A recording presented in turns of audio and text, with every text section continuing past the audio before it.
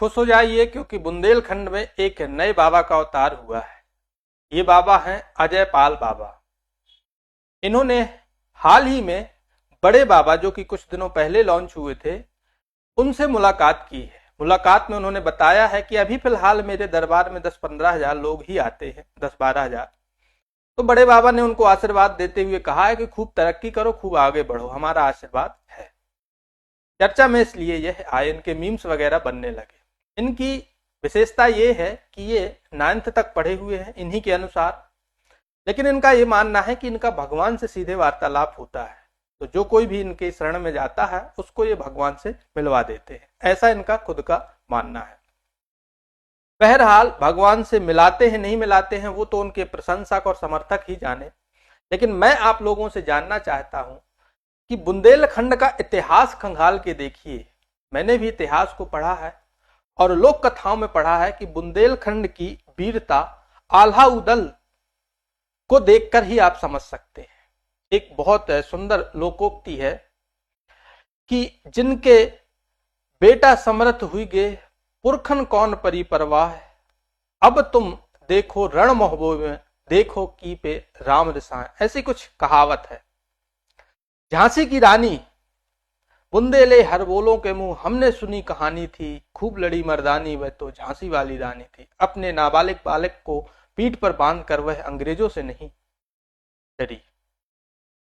बुंदेलखंड केसरी महाराजा छत्रसाल, जिन्होंने मुगलों के सामने कभी सरेंडर नहीं किया, आंख में आंख डालकर युद्ध किया, रणनीतियां युद्ध की तैयार की, लेकिन अपने क्षेत्र को संप्रभु बनाए रखा अपने जिंदा रहते हुए।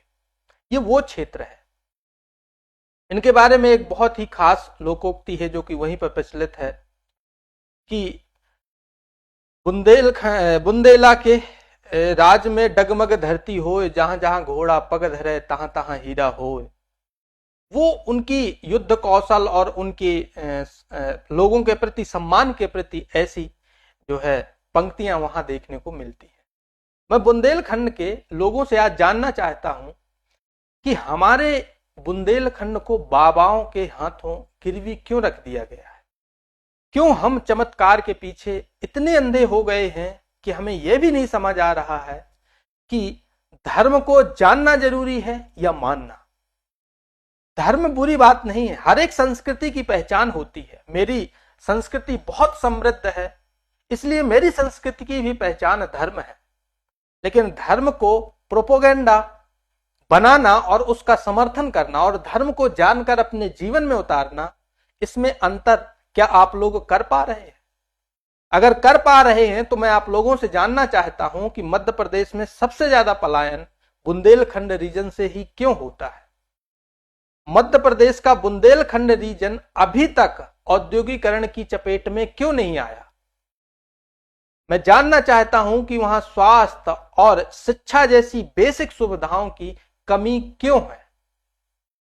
मैं यह भी जानना चाहता हूं कि वहां पर संस्कृति और धर्म का इतना अंधापन क्यों है, इतनी पागलपंती क्यों है? क्या आपको नहीं लगता कि बुंदेलखंड अपनी गौरवमयी प्रतिभा को ओझल करता जा रहा है? इस तरीके के पाखंड आडंबरों से, इस तरीके की परंपराओं रूढ़ियों से आपको विचार करना है और ध्यान रहे बुंदेलखंड की नई पीढ़ी को इसको अमल भी करना है, क्योंकि जीवन के हर एक संघर्ष आपको ही झेलने पड़ेंगे। आपके संघर्ष को कोई दूसरा टालने वाला नहीं आ सकता, आपको ही भुगतना पड़ेगा, आज नहीं तो कल।